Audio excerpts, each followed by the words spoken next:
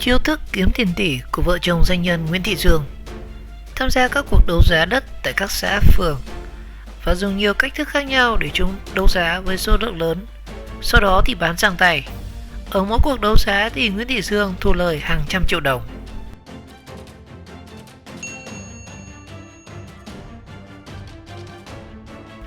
Vợ chồng Nguyễn Thị Dương, Đường Nhuệ là bị can vừa bị bắt tạm giam trong vụ án cố ý gây thương tích, vừa được cơ quan điều tra công an tỉnh Thái Bình khởi tố vào chiều ngày 7 tháng 4. Được biết đến với biệt danh là đại gia quê lúa.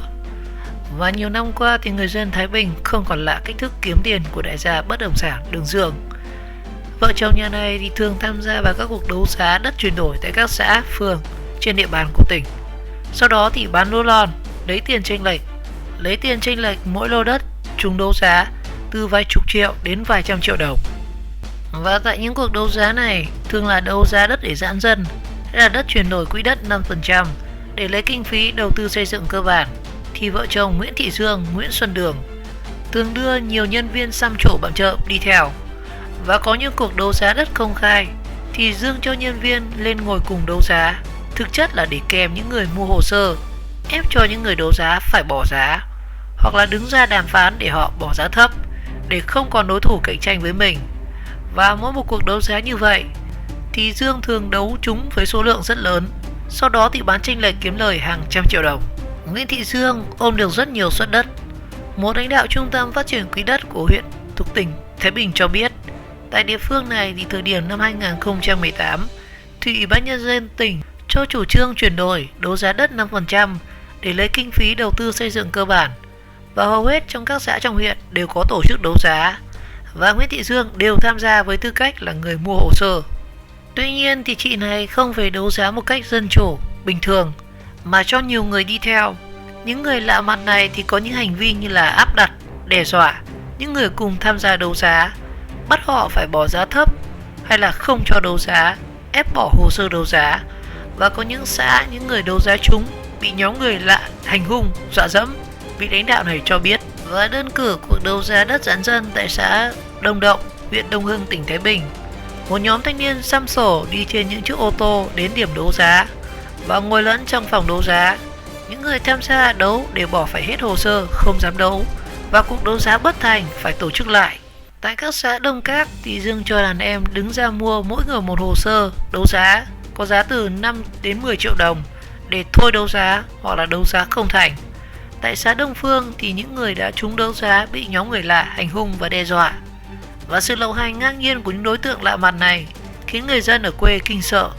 Và kết quả mỗi cuộc như trên thì Nguyễn Thị Dương ôm được rất nhiều suất đất và bán chênh lệch từ vài chục triệu đến vài trăm triệu đồng một lô và kiếm lời hàng trăm triệu đồng. Việc o bế không cho người khác đấu giá không chỉ làm mất đi sự dân chủ, công bằng, bình đẳng, nó còn khiến nhà nước thất thu ngân sách do cuộc đấu giá không có nhiều người tham gia, đồng nghĩa với việc thì không có tính cạnh tranh, ganh đua trong các bước đấu giá. Và không chỉ riêng huyện Đông Hưng, tất cả các xã huyện trên địa bàn tỉnh Thái Bình tổ chức đấu giá, Dương và nhân viên của mình đều có mặt. Đây chính là cách thức mang lại cho công ty bất động sản Đường Dương mỗi năm hàng chục tỷ đồng. Và vẫn tư cách như trên thì các cuộc đấu giá tại huyện Hưng Hà, Quỳnh Phụ, Kiến Xương, mỗi khi có nhóm người của công ty Dương Đường xuất hiện, người dân sở tại lại lo lắng và bất an. Gần đây nhất vào tháng 3 năm 2020 thì công ty bất động sản Đường Dương tham gia đấu giá tại khu dự án khu dân cư ở xã Vũ Ninh, huyện Kiến Xương, trúng 30 trên 46 lô, dù số lượng hồ sơ đăng ký đấu giá là 700 bộ.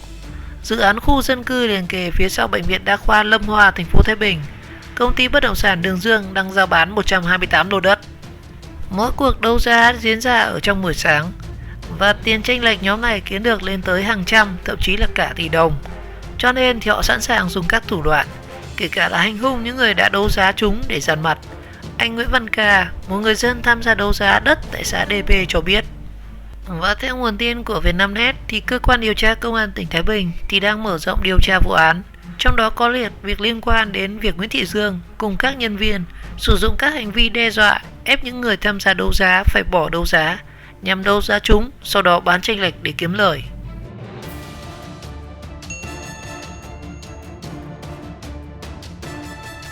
Chủ tịch Thái Bình nói về việc bảo kê chống lưng cho băng nhóm của Đường Nhuệ. Công an tỉnh Thái Bình sẽ phải làm rõ việc có bảo kê hay không, ai bảo kê, ai chống lưng.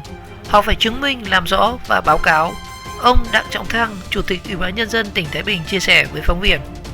Những ngày này thì thông tin Công an tỉnh Thái Bình khởi tố vụ án, khởi tố bị can và bắt tạm giam hai vợ chồng giám đốc công ty trách nhiệm hữu hạn Đường Dương, gồm có Nguyễn Thị Dương và Nguyễn Xuân Đường, tức Đường Nhuệ, ở 366 Lê Quý Đôn, phường Kỳ Bá, thành phố Thái Bình, tỉnh Thái Bình, và 4 đồng phạm về tội cố ý gây thương tích đang gây xôn xao dư luận khắp cả nước.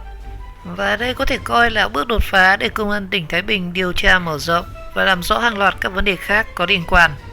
Và điều đáng nói, sau hàng loạt các tội ác mà băng nhóm này thực hiện, dư luận đặt câu hỏi về việc liệu có ai là cán bộ còn đương chức hay là đã nghỉ hưu có liên quan, từng chia chác lợi ích, cấu kết, chống lưng, bảo kê để băng nhóm này hoạt động ngang tàng trong những năm vừa qua.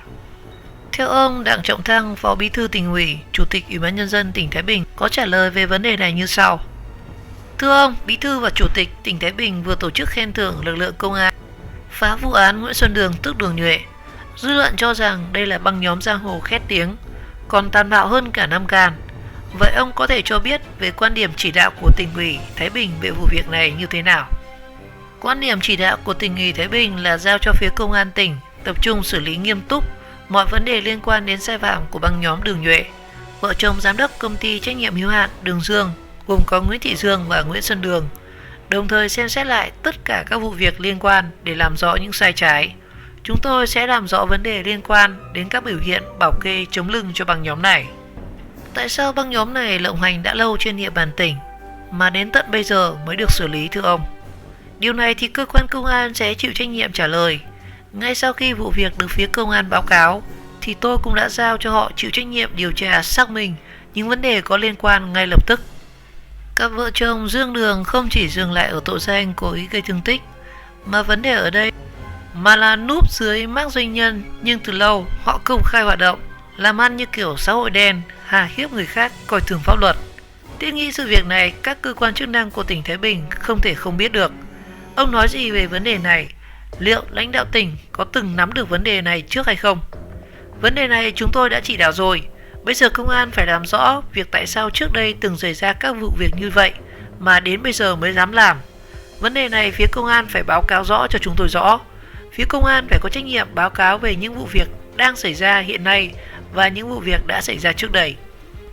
Dư luận cho rằng nếu đây không có sự bảo kê, sự chống lưng của những người có vai vế của tỉnh Thái Bình thì băng nhóm này không thể lộng hành một cách tự do và lâu dài như vậy được. Quan điểm của ông về vấn đề này như thế nào? Công an tỉnh Thái Bình sẽ phải làm rõ sự việc ở đây có bảo kê như báo chí nêu hay không, và ai bảo kê, ai chống lưng. Họ phải chứng minh, làm rõ và báo cáo chính xác cho chúng tôi, và họ phải chịu trách nhiệm trước Ban Thường vụ Tỉnh ủy về việc này. Và Tỉnh ủy Thái Bình khi được báo cáo sẽ chỉ đạo thường xuyên, thông tin cụ thể hơn sau khi đã được Công an tỉnh chịu trách nhiệm. Vì vậy chúng tôi đã giao cho họ chịu trách nhiệm phát ngôn về việc này. Một lãnh đạo Công an tỉnh Thái Bình cho biết, hai đối tượng trong băng nhóm này rất cộm cán, đàn em của chúng ở bên ngoài còn rất nhiều, nên lực lượng công an đã phải sử dụng nhiều biện pháp nghiệp vụ phức tạp. Lực lượng công an tỉnh thì đang tập trung củng cố các chứng cứ liên quan đến vụ việc này, liên quan đến vụ việc gây thương tích, bắt tất cả những trường hợp có liên quan đến vụ việc.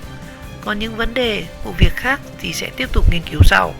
Vụ việc được phát hiện qua đơn thư tố giác của người bị hại, nhưng thực tế chúng tôi đã có chủ trương và sự chủ động xử lý từ trước, lãnh đạo này chia sẻ.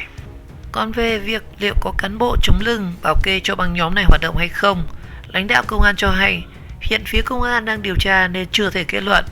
Dư luận đặt giả thiết là có chống lưng bảo kê cho băng nhóm Đường Nhuệ là rất có lý, nhưng phải chứng minh hành vi xem có việc này hay không nên chưa trả lời được việc này.